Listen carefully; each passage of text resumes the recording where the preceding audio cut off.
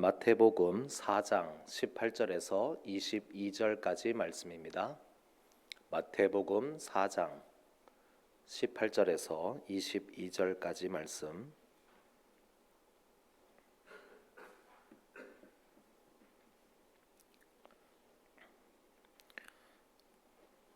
한 절씩 교독하겠습니다. 갈릴리 해변에 다니시다가 두 형제 곧 베드로라 하는 시몬과 그의 형제 안드레가 바다에 그물 던지는 것을 보시니 그들은 어부라.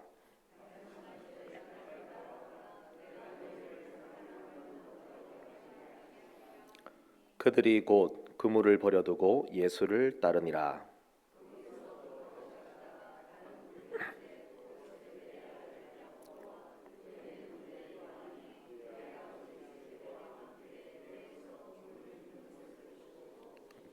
같이 읽겠습니다. 그들이 곧 배와 아버지를 버려두고 예수를 따르니라. 아멘.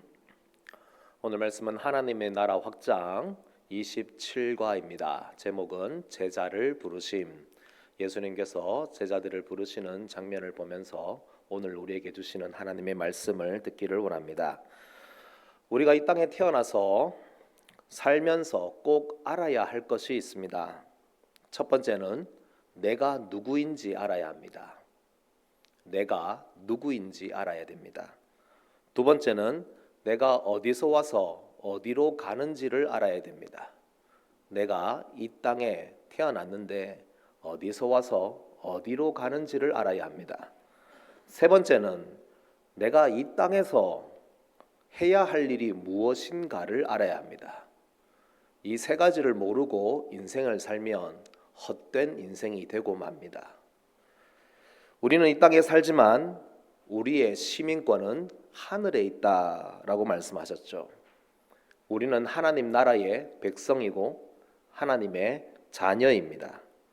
우리는 하나님 아버지로부터 와서 하나님 아버지께로 가는 사람들입니다. 하늘에 계신 우리 아버지께로부터 와서 하늘에 계신 우리 아버지로 가는 인생이 바로 우리가 살아가는 인생입니다.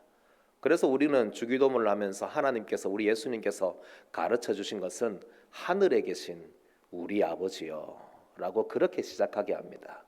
왜냐하면 우리의 시선이 땅을 향하여서 보고 있는데 땅에 시선을 둔 인생이 아니라 항상 기도하면서 하늘에 계신 우리 아버지를 바라보며 그곳으로 가는 것을 기억하고 그 길을 힘있게 가라는 뜻입니다. 여러분, 우리는 하늘로 가는 인생인 줄 믿으시기 바랍니다. 그래서 우리의 인생은 이 땅이 종착역이 아닙니다. 이 땅이 다인 줄 알고 살았던 우리를 하나님께서 부르셔서 하늘의 일을 맡기셨습니다. 하늘의 일은 세상을 구원하시는 주님의 일에 동참하는 것입니다. 이것을 위해서 예수님께서 제자들을 부르셨고 오늘 우리를 부르신 줄 믿으시기 바랍니다. 첫 번째로 예수님께서는요, 사람을 낚는 업으로 우리를 부르셨습니다. 사람을 낚는 업으로 우리를 부르셨습니다.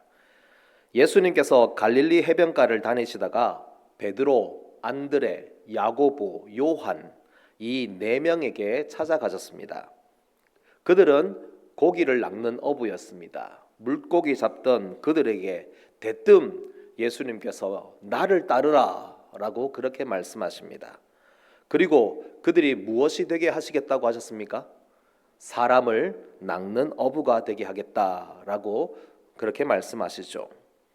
예수님은 물고기 낚던 어부인 그들을 사람을 낚는 어부가 되게 하시겠다고 말씀하시면서 영혼들을 지옥에서 건져내어 구원하는 그 일을 함께 하자고 하십니다. 여러분, 그런데 그거 아십니까? 우리가 인생을 살다 보면 결국 무엇인가를 낚게 되어 있습니다.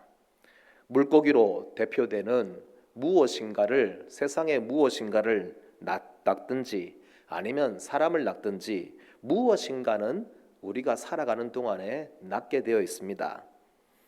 그런데 예수님께서 우리에게 분명히 말씀합니다. 다른 그 무엇보다도 사람을 낚아라 라고 그렇게 말씀하고 있는 것이죠. 우리가 세상을 살다 보면 세상의 것을 보고 듣고 경험하면서 세상 살기에 필요한 것들에서 마음과 생각이 벗어나지 못할 때가 많습니다. 그래서 세상살이에 필요한 것들, 다른 사람들과 비교되는 것들, 남들보다 더 가져야 할 것들, 남들보다 더 높고 더 나은, 더 인정받고 힘 있는 그런 자리에 마음을 두게 되어 있습니다. 이렇게 사람들이 살면서 당연하다라고 생각했던 그 마음을 보시고 그 마음을 관통하고 깨트리시는 장면이 하나 있습니다. 그게 뭐냐 하면 바로 예수님께서 광야에서 시험을 받는 장면입니다. 예수님의 공생의 사역의 첫 시작입니다. 공생의 사역, 예수님의 사역, 하나님 나라의 사역, 하나님의 나라가 시작될 때에 바로 정확하게 집어서 여기에서 시작하지 않으면은 그 다음에 모든 것은 실패할 수밖에 없다는 것을 말해줍니다. 뭡니까? 예수님께서 받으신 세 가지 시험, 무엇을 먹을까, 무엇을 마실까 하는 의식주의 그 낚음입니다. 의식주의를 낚는 인생, 그 인생이 있죠. 사람들의 칭찬과 인기, 명예를 낚는 인생이 있습니다. 힘과 권세와 또 높은 지위를 얻는 그런 인생이 있습니다. 결국에는 우리가 살아가는 인생의 가장 중요한 세 가지를 말하고 있죠. 많은 사람들이 이것을 낳기 위해서 살고 있다라고 그렇게 말씀을 합니다. 그런 인생이 당연하다라고 생각하고 또 이것을 많이 낚으면은 또 많이 얻으면 세상에서는 그것을 성공한 인생이라고 그렇게 말합니다. 여러분, 성공한 인생 살고 계십니까? 그런데 세상에서 사람들이 말하는 성공한 인생을 살기 위해서 우리가 사는 게 아니잖아요. 우리는 다른 부르심이 있습니다. 그리고 다르게 성공해야 합니다. 그게 뭐냐 하면 하나님께서 성공했다라고 그렇게 말씀하시는 인생이 되어야 되는 것이죠. 예수님께서 십자가에서 마지막 숨을 거두시면서 다 이루었다라고 그렇게 말씀하신 것은요, 바로 우리가 이 땅에 마지막 호흡을 다하는 그 순간에 하나님 앞에서 잘했다, 네가 다 이루었구나라고 하는 그런 하나님의 칭찬 듣는 인생, 그것이 바로 성공한 인생이라는 것을 꼭 기억하시기 바랍니다. 그래서 확인해야 합니다. 예수님께서 물으십니다. 부자가 돼서 사람을 낚았는가? 인기와 명예를 얻어서 사람을 낚고 있는가? 힘과 권세를 얻고 높은 지위에 앉아서 사람을 낚고 있는가? 돈이 있습니까? 그렇다면 어디에 어떻게 쓰여지고 있습니까? 하나님 앞에서 여러분의 돈은 괜찮습니까? 사람들의 인정을 받고 칭찬을 받고 인기를 얻고 명예를 얻는 것을 목표로 합니까? 그것을 위해서 또 살다가 그러면 그것을 얻어서 어디에 어떻게 쓰여지고 있습니까? 하나님 앞에서 괜찮습니까? 세상에서 힘 좀 쓰는 자리와 지위를 얻었습니까? 사람의 권세를 얻었습니까? 얼마 전에 지방선거를 치렀지만 시장이 돼서 군수가 돼서 시의원, 구의원, 도의원이 돼서 하나님께서 그렇게도 간절히 찾고 찾으시는 한 영혼이라도 구원하는 그 복음의 일에 얼마나 쓰여지는가? 얼마나 사람들의 유익과 더 좋은 삶을 위해서 봉사하고 복음의 보탬이 되는 삶을 살고 있는가? 사업처에서, 직장에서 내 부하 직원들이나 나와 함께 일하는 사람들을 복음으로 낚고 있는 인생이 되고 있는가? 사람을 낚는 인생인가? 한번 스스로에게 물어봐야 됩니다. 이런 자각이 없이 그냥 살던 대로 살면은 사람을 낚는 마음, 그 결단이 사라지고 세상이 잘 살았다라고 하는 인생을 삽니다. 우리는 하나님께서 잘 살았다고 하는 인생을 살아야 합니다. 제 큰딸이 하영입니다. 처음 취직했던 병원에서 정말 힘들고 바쁘고 피곤하고, 특히 간호사들 세계에서 태움이라고 하죠. 엄청나게 태움을 당했습니다. 선배들한테 매일 혼나고, 한 번은 오전 예배 설교를 위해서 올라가려고 하는데 오전 예배가 9시인데 8시 30분에 전화가 왔습니다. 막 울면서 저한테 얘기하는데, 예배 준비하러 올라가야 되는데 얼마나 힘들었으면 지도 알 텐데 그 시간에 전화가 옵니다. 밤 12시 넘어서 전화가 옵니다. 그러면 막 웁니다. 그렇게 많이 지쳐갔던 것 같아요. 한 번은 제게 이런 말을 하더라고요. 아빠, 나 돈 많은 백수 되고 싶어. 돈 많은 백수가 되고 싶다 하더라고요. 근데 제가 그 얘기를 듣는 순간에 그 마음을 알지요. 근데 더 마음이 아팠던 게 있습니다. 뭐냐 하면, 어릴 때부터 저하고 이야기를 나누면서 가진 마음이 하나 있었거든요. 그게 뭐냐 하면, 아빠, 나 사람을 살리는 사람이 되고 싶어 라고 하는 그 마음이었거든요. 이렇게 말하면서 사람 살리는 직업 중에 뭐가 있을까라고 하다가 간호사로 이제 직업을 정하고 간호사가 되었습니다. 그랬던 아이가 나 돈 많은 백수 되고 싶어. 단기 선교로 남아프리카 공화국에 갔습니다. 거기서 고신대 원장님 옆에서 밴드, 벨밴드 이런 거 발라주고 약 발라주고 하는 그 일을 하면서 마음이 뜨거워졌습니다. 야, 세계를 가슴에 품고 저기 지구 반대편에 있는 남아프리카 공화국에서 단기 선교를 하면서 의료 선교를 하면서 마음이 막 뜨거워졌던 거예요. 그래서 그 불타는 마음을 가지고 대입 시험에서 절대로 면접을 보는데 종교 얘기를 하면 안 되는데 그 면접관들 앞에서 선교에 대한 포부를 밝혔습니다. 그러면서 나오면서 후회를 했습니다. 야, 이거 떨어지는 거 아니야? 근데 하나님께서 합격하게 하셨습니다. 그랬던 아이가 아빠, 나 돈 많은 백수 되고 싶어 라고 하는 그 말을 듣는 순간에 솔직히 너무 힘들었습니다. 얼마나 힘들면 처음 마음은 다 사라지고 이런 말을 할까. 그래서 지금도 기도합니다. 하나님, 하영이의 마음속에 다시 처음 마음을 회복시켜 주셔서 사람을 살리는 사람이 되는 꿈과 비전을 다시 회복하게 하시고 다시 품을 수 있게 해주세요. 그렇게 기도를 합니다. 사람 살리는 일, 영혼 구원하는 일, 바로 하늘의 일을 위해서 하나님은 우리를 부르셨는데, 우리가 바쁘게 살고 정신없이 살고 힘들게 살고 피곤하게 살다 보면 어느새인가 우리의 마음속에 그 마음이 사라져 가는 것을 보게 됩니다. 복음을 위한 일에 부르심 받았습니다. 전도를 위한 일에 부르심을 받았습니다. 여러분 한 사람 한 사람 예외 없이 다 그 일을 위해서 부르심 받았습니다. 얼마 전까지 두드림 데이를 한 달 동안 진행했습니다. 초청한 그 영혼들을 위해서 시간과 물질을 쓰고 힘을 쓰고 노력을 하고 찾아가서 만나고 관계를 맺어 나가고 식사 대접을 하고 그렇게 한 마을들이 많았습니다. 총 12개 마을이 참여를 했고요. 그리고 초청받은 사람이 18명 초청을 받았습니다. 그리고 그 중에 2명이 결실을 거두었습니다. 하나님께서 우리 각자에게 그리고 각 마을들에게 하나님께서 주신 마음을 그대로 이루어 나가면 하나님께서는 반드시 영혼 구원하는 그 일들을 이루어 내실 줄로 믿습니다. 얼마 전이 아니죠. 한 2, 3일 치과 치료를 좀 받았습니다. 부산에 오면 목회자들은 대부분 다 저기 샬롬 치과라고 문현동에 있는 샬롬 치과에 갑니다. 거기 가면 목회자들에게 참 많은 도움을 줍니다. 거기 가면 항상 눈에 띄는 구절이 있습니다. 뭐냐 하면 늘 바빠서 선교합니다 라는 그 말입니다. 늘 바빠서 선교합니다. 그러면서 그동안 진행되어 왔던 선교의 일정들을 쫙 스크린으로 다 보여줍니다.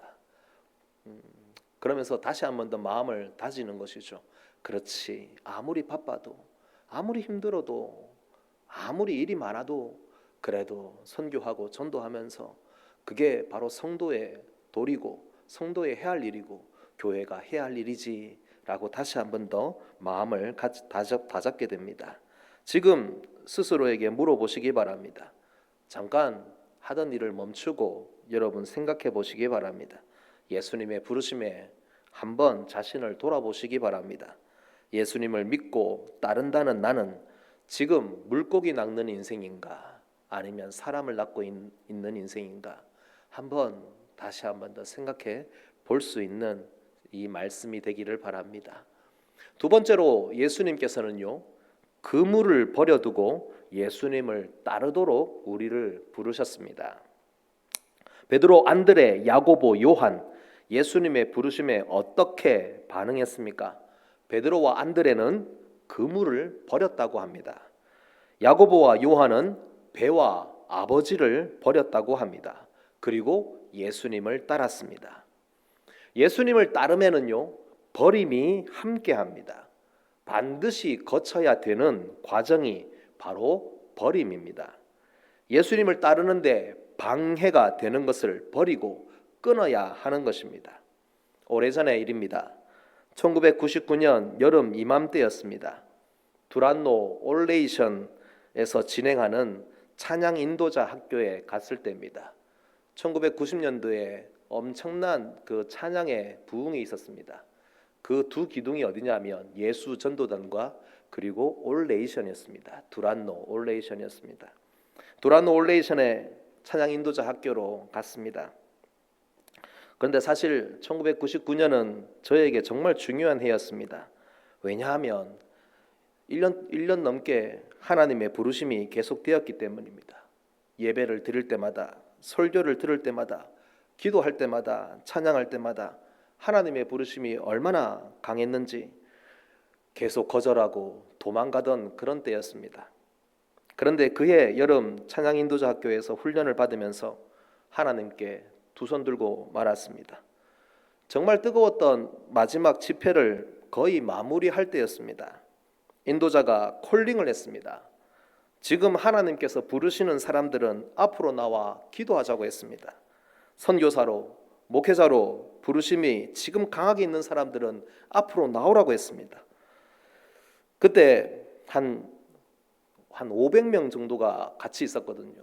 500명 정도가 같이 찬양하고 기도하고 있었는데 그 중에 한 50명 정도가 막 울고 불고 완전 눈물바다가 돼가지고 앞으로 나와서 기도하고 있었습니다.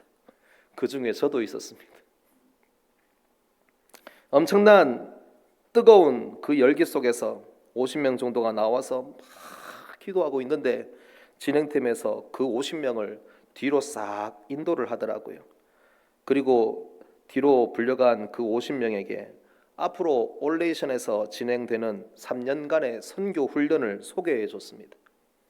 단 이 선교 훈련을 받으려면 지금 다니는 직장, 지금 다니는 학교를 그만두고 훈련센터에서 합숙하면서 훈련을 받아야 된다라고 하는 순간에 그렇게 뜨겁게 울부짖던 50명이 순간 차가운 얼음이 되었습니다. 냉철하게 상황을 깨달았던 것입니다. 그 50명 중에 몇 명이 남았을까요? 딱 2명이 남았습니다. 그 2명이 누구였을까요?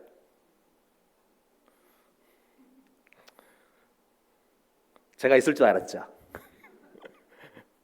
그 2명이 누군지는 모릅니다. 저는 없었습니다. 왜냐하면 저는 그 훈련 받는 동안에 하나님의 부르심을 우리 청년부 담당이었던 목사님에게 이야기를 했고 응답을 그리고 하나님 앞에 두 손 들었다고 하고 그 다음부터 그 목사님하고 얘기를 나누는 중에 이제 신대원 들어가서 목사가 되는 그 과정을 이제 얘기를 하고 훈련 받자라고 그렇게 해서 저는 앞에 나가서 기도하기는 했는데 거기에서 2명 안에는 들어가지는 않았습니다. 그런데 그 2명도 많다라고 하더라고요.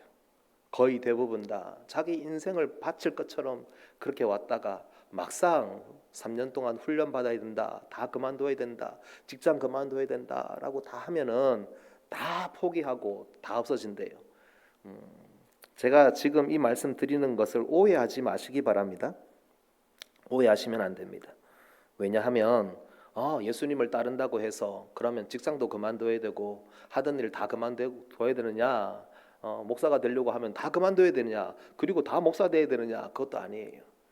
단 예수님을 따른다고 그만두고 포기하는 것이 얼마나 힘든 일인가라는 것을 말씀드리는 것입니다. 50명 중에 딱 2명, 그런데도 숫자가 많다고 하는 그것을 들으면서 그런 생각을 했습니다. 결단이라는 게 쉽지가 않구나. 정말 예수님을 믿는 온 생활에 그 집중하기 위해서 여러분, 우리는 버려야 할 것이 많습니다. 삶의 소소한 것을 생각해 보면 내가 즐기는 취미가 예수님을 따르는 데 방해가 된다면 버려야 할 때가 있습니다. 제가 예전에 그런 말을 많이 했습니다. 전도하기 제일 힘든 사람이 누군지 압니까? 주일날 오전 10시에 저기 축구하러 가는 남자들 제일 전도하기가 힘듭니다. 자기가 좋아하는 취미 때문에 결코 포기를 못합니다. 주일만 되면은 어디로 떠나는 사람들이 있습니다. 전도를 그렇게 하려고 했는데 나 토요일만 되면은 낚시하러 갑니다. 그래서 토요일 주일은 낚시하는 날이라고 해서 또 그분은 또 부자예요. 돈도 많아요. 그러다 보니까 뭐가 있는지 아십니까? 자기 소유의 배가 있어요. 그 배에 사람들이 모이기 시작합니다. 다 친구 먹자고 해가지고 낚시 좋아하는 사람들 다 그 사람 중심으로 해서 다 모여가지고 야 오늘은 어디 가고 오늘은 어디 가고 그 사람 전도 거의 80%까지 왔다가 그만 포기했습니다. 너무 힘들었어요. 안 되더라고요. 참 힘들어요. 젊은 청년이 예수님을 따르려고 할 때에 내 소유를 팔아 가난한 자들을 주라 그리고 와서 나를 쫓으라 하시니 그 청년이 재물이 많음으로 이 말씀을 듣고 근심하며 갔다라고 했습니다. 예수님을 따르기 위해서는 편안함과 안락한 환경을 버리고 떠나야 할 때가 있습니다. 예수님을 따르려면 거룩한 삶이 같이 가야 합니다. 당연히 죄악된 습관, 옛 습관, 그리고 옛 성품, 영적 성장과 하나님과의 친밀함을 깨트리는 악한 습관들을 다 버려야 합니다. 술과 담배, 음란과 폭력물 등 마음을 더럽히는 악한 것들을 버려야 합니다. 마음속에 견고한 진과 쓴뿌리들을 버리고 예수님을 따라가야 됩니다. 그래야 진짜 예수님을 따를 수 있습니다. 미국에서 남부럽지 않게 살던 집사님 부부가 어느 날 하나님의 부르심을 받고 선교사로 헌신했습니다. 그리고 네팔로 선교를 위해 갔습니다. 다 버리고 다 포기하고 갔던 겁니다. 그분들을 섬기는 일을 했는데 저의 사명은 그 부부가 네팔로 가기 전에 살을 잔뜩 찌워서 보내는 겁니다. 왜냐하면 네팔에서 사역을 하고 오면은 거의 10kg가 빠져 있어요. 그러면 다시 오면은 10kg 찌워서 다시 보냅니다. 그러면 또 사역을 하다가 힘드니까 또 다시 돌아옵니다. 그러면 10kg 빠져 있습니다. 이랬던 분이 덩치도 저하고 비슷해요. 막 덩치도 좋아요. 그랬던 분이 쏙 빠져가지고 오세요. 근데 살 빠지면 좋죠? 아니에요. 완전히 초췌해서 와요. 그런 분을 다시 살찌웁니다. 먹이고 또 먹이고 나중에는 목사님 제발 부르지 마세요라고 그러더라고요. 너무 먹는 게 힘들다고. 하지만 먹여야 됩니다. 왜냐하면 네팔이라고 하는 전혀 다른 환경에 가서 다 버리고 다 포기하고 갈 곳 없고 그런데 그곳에서 생활하다가 돌아오면은 그분을 섬겨서 어떻게 하든지 다시 예수님 따르는 그 일을 하도록 만들어야 되는 것이죠. 힘듭니다. 버리고 다 포기하고 가는 것이. 하지만 여러분 꼭 기억하시기 바랍니다. 그것이 정말 가치 있는 일이라는 것을 기억하시기 바랍니다. 그래서 오늘 스스로에게 다시 한 번 더 물어보십시오. 내가 예수님을 따르기 위해서 내가 버려야 할 배는 무엇이고 또 그물은 무엇인가? 예수님을 전적으로 따르기 위해서 나는 어떻게 버려야 할 것인가? 예수님을 따르면은 버림이 함께 갑니다. 오늘도 여러분 버림의 미학, 버림의 아름다움이 여러분 가운데 있기를 바라고 과감히 끊고 포기하고 예수님 따르는 것에 있어서 집중할 수 있는 우리가 될 수 있기를 바랍니다. 마지막으로 예수님께서는요, 예수님을 최고의 가치로 고백하도록 또는 전하도록 부르셨습니다. 예수님을 따르는 것은 가치의 싸움입니다. 자기 생업을 포기해도 전혀 후회하지 않을 정도의 가치로 예수님을 최고의 가치로 두어야 합니다. 누구에게나 예수님을 따르는 것은 대단한 모험과 용기가 필요한 일입니다. 모든 것을 버리고 따를 만한 가치가 있음을 깨달을 때 가능하기 때문입니다. 중요한 것을 잡기 위해서 덜 중요한 것, 가치 없는 것을 포기하고 버릴 줄 아는 것이 신앙의 지혜이죠. 예수님의 부르심의 4명의 제자는 어떻게 했습니까? 20절과 22절 마지막은 우리에게 이렇게 말합니다. 예수를 따르니라. 예수를 따르니라 라고 그렇게 말하죠. 예수님의 부르심에 예수님을 최고의 가치로 두고 예수님을 전적으로 따랐던 사람들입니다. 세상의 가치보다 하나님을 최고의 가치로 두고 사는 인생으로 우리를 부르셨음을 기억합시다. 가치의 싸움에서 하나님을 최고의 가치로 두고 이겨야 신앙이 분명해집니다. 선명해집니다. 가치의 싸움에서 이겨야 천국이 선명하게 보입니다. 천국은 마치 밭에 감추인 보화라고 했습니다. 보화가 있는지 모르는 사람은 땅만 보고 살겠죠. 하지만 땅에 보화가 있는 것을 알고 그 가치를 알면 다 팔아버리고 그 땅을 산다라고 했습니다. 가치의 싸움입니다. 여러분, 천국이 선명하게 보이십니까? 천국이 분명합니까? 그 사람들은요, 하나님 앞에서 뜻을 정했고 하나님을, 예수님을 최고의 가치로 두고 있으면 눈이 밝아지는 거예요. 선명하게 보이기 시작합니다. 또한 우리가 가치의 싸움에서 이겨야 하는 이유가 있습니다. 왜냐하면 믿지 않는 자들에게 전해지는 복음이 선명해지기 때문입니다. 우리가 확실하게 뜻을 정하고 예수님을 가장 소중하게 여기고 예수님을 그 무엇보다도 사랑하고 의지하고 믿어야 믿지 않는 사람들이 예수님을 믿게 되지요. 예수님을 믿는다고 하는 사람들이 세상의 한쪽 또 교회의 한쪽 양다리 걸치고 세상에서는 세상대로 살다가 교회 가서 신앙생활을 한다고 하면 누가 예수를 믿겠습니까? 예수님을 위해서 전적으로 온전히 믿기를 선택하고 예수님을 최고의 가치로 사랑하면서 예수님께 인생을 건 그 사람들을 보고 예수님을 믿는 거겠죠. 세상 사람들과 똑같이 살면서 세상에서 예수 믿으라고 외치는 것, 그것이 바로 오히려 복음의 걸림돌이 될 수도 있습니다. 그래서 정말 가치의 싸움에서 이겨야 할 이유는 예수 믿지 않는 사람들에게 복음을 전하기 위해서입니다. 그 사람들이 예수님께로 돌아오게 하기 위해서는 우리를 통해서 천국을 보여주고 우리를 통해서 예수를 보여줄 때에 그때 진짜 복음의 역사가 더 크게 나타나게 되는 것입니다. 여러분, 가치의 싸움, 뜻을 정하는 것이 중요합니다.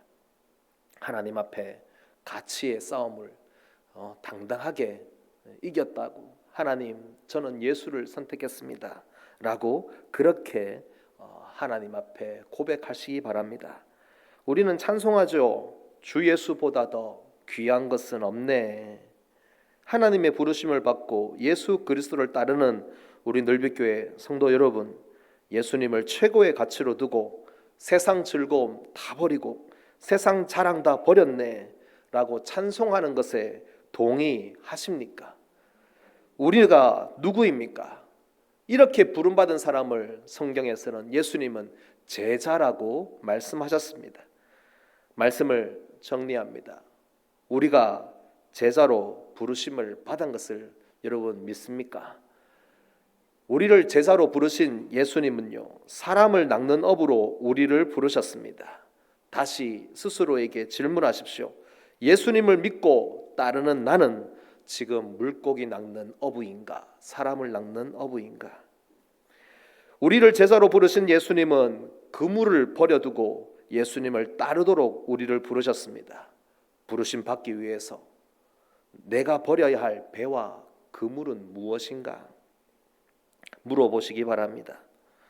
예수님을 최고의 가치로 고백하도록, 또 예수님을 최고의 가치로 전하도록 우리를 부르셨습니다. 주 예수보다 더 귀한 것은 없네. 찬송할 때에 여러분의 마음은 괜찮습니까? 하나님 앞에서 정말 예수가 최고입니다. 예수밖에 없습니다. 라고 세상에서 찬양해도 괜찮은 여러분이 되시기를 주님의 이름으로 소원합니다. 우리 함께 찬송하겠습니다. 찬송가 453장입니다. 예수 더 알기 원하네. 함께 찬양하고 기도하도록 하겠습니다.